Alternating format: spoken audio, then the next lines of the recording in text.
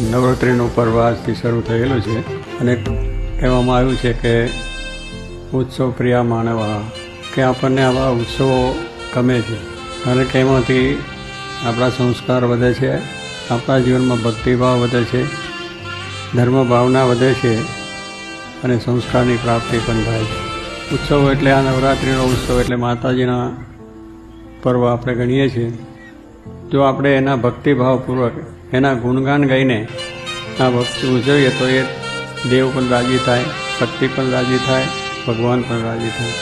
એટલા માટે ભારતની અંદર આપણે બધા ઉત્સવો ઉજવીએ છીએ.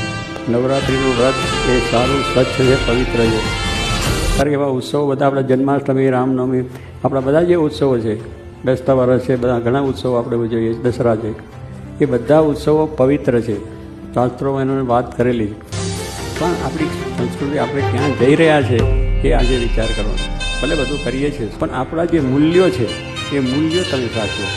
મૂલ્યો સાચવશો તો આજે સમાજમાં શાંતિ થશે, રાષ્ટ્રમાં પણ થશે. પણ એ આપણું જેટલું બગડતું જાય, જેટલું આપણે ભૂલતા જઈએ એટલું બધું એ છે. તો એવો આદર્શ આપણા જીવનમાં દળ થાય અને આ નવરાત્રિનું પર્વ સારું, પવિત્ર બને, સુખી બને અને શાંતિ પ્રાપ્ત થાય એવું બળ ભગવાન સર્વને આપે એ પ્રાર્થના.